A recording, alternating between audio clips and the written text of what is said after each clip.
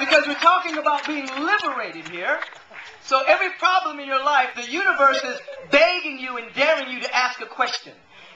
Within every problem, there's actually a question wrapped up in it. And as you know, ask and ye shall, seek and ye shall, knock and... So the universe operates like that. So if you ask the question, you're going to get an answer. The bane of the human experience is they ask the wrong question. They don't ask empowering questions. They ask, why me, oh Lord? Is this happening again? What did I do wrong? Who's to blame? They ask disempowering questions, so the universe spits out, you're an idiot. No. I'm kidding. The universe just spits out the lowest common denominator frequencies that would match your fears, doubts, and worries, all the things that you're connected with on an unconscious level with the fears of the human consciousness, if you ask the disempowering questions. But once you ask a meaningful question, an answer, the universe has to answer that question. And then that answer becomes an action, and the action becomes a way of life. So the universe has condensed itself and personalized itself as Jack Nicholson saying, you can't handle the truth. That's what it's saying. If you ask, you're going to have to be willing to change. So for instance, you're suffering from lack and limitation in your life. And the surface mind is saying, oh my God, what did I do to cause this? What's wrong? Who's to blame? Maybe, it's original sin and I'm supposed to suffer. Then if you go to college, maybe it's the devil, but then if you go to college, maybe it's my parents. This depends on how high you go.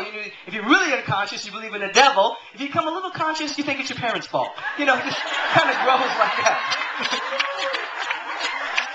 And then eventually you grow, you take responsibility for your life. But when in that question, so you're suffering from lack and limitation. So the universe is daring you to ask the question, what is the nature of supply? What is the nature of infinitude? What is the nature of prosperity? What is the nature of well-being? What is the nature of wealth? What is the nature of having one's needs met? Now, if you ask that question with sincerity, you'll start to get insights and revelations. Remember, the world is worshiping fear. You're going to worship insight. So if you ask a question, and then when the insights start to happen, because they're always happening, the universe is always broadcasting what it is everywhere in everything. Everything that exists is broadcasting oneness and love and light and beauty and plenitude and beauty. Everything is broadcasting this beauty that is everywhere. So you ask, what is the nature of supply? And if you listen with your inner ear, you start to hear its nature, that it's invisible, that it's infinite, that it's inexhaustible, that it has no beginning and it has no end. And you start to hear this. This is the nature of supply. And it will break you free from thinking that supply and prosperity has something to do with money, something to do with what you can touch and smell, or anything within the five senses. That supply and prosperity and abundance has something to do with the ineffable presence that is everywhere. You start to have an insight along that. And then you'll get an action. If that is the truth, then if that's true, then I must give. I must share. I must radiate. I must release life energy. I must open myself up and allow something to take place. The surface mind says, but I ain't got nothing to give. I'm poor. And the question will come back again, the answer will come back again and says, it's intangible. It's inexhaustible. Mm-hmm. It has no beginning. You've been concretizing your good. Mm-hmm. Every time I say the word good, you think of a thing. If I say the word abundance, you think of money. Right. If I say the word wealth, you think of something, gold or something like that. But the universe is saying it's inexhaustible. It's ineffable. It's real. Give what you got. Give a smile. Give love. Call somebody up. Pray. Give something. Yeah. Walk through this world as a giver. As a giver. Not as a taker. But as a giver. Sure. And then you find one little action every single day in which you are giving, in which you are shining and radiating, and then it coagulates, it condenses itself into what you need, whether that is money, whether that's a job opportunity, whether that's a place of being creative. it condenses itself. The truth condenses itself. In other words, a lot of what people are experiencing, they're experiencing condensed lies. A fact is oftentimes a coagulated lie. In other words, the truth with the capital T is that there's more than enough. The truth with the capital T is that the presence of love is everywhere. The truth with the capital T is that God is everywhere. Plenitude is everywhere. That's the truth.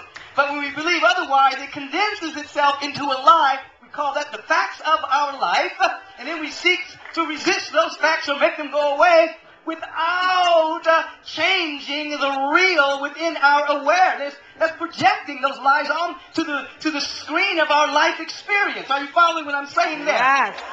So you're asking the question, then an answer reveals itself, and then there is an action, and then that action becomes your way of living. So you live to give. In the beginning, you give to live, and then you grow to living to give. That becomes your whole way of being, because this world, as you may have heard me say earlier, the world doesn't have anything for you whatsoever. You're not here to get anything from the world. No. You are God's gift, here to reflect and reveal the cosmic order. So you are here to reveal and to share and to give what you have according to your unique pattern that's been configurated in a magnificent way that is unrepeatable, has never existed before and has never existed again. God does not repeat itself. It is infinite. So who you are here to reveal this infinite order in a way that only you can do it. So if you're living your life to give from that way, now you have the answer to that problem of lack and limitation, and you begin to see life totally differently. Yes. As receive the answer, it becomes an action, it becomes a way of life. You take any area of your life, if it's love, if it's relationships, you ask, what is the nature of relationship? What is the nature of it? You start to get insight. It is not to manipulate somebody to give you what you want. You already got everything. You see? So it's about participating in a field larger than yourself with your cohorts. Like fish swimming in the ocean. One fish doesn't go up to the other fish and say, hey, if you do what I say, I give you all the water you can handle, baby. No. It's living, moving, and having its being in the ocean water, so they swim together. They participate in a larger field together. You see? So the nature of relationship isn't getting something from your mate. It is participating in a larger field together, and then sharing and shining and giving the best that you have within you for the sake of the evolution of each other in such a way that joy, peace, and harmony, and compassion, and love reign supreme in such a magnificent way.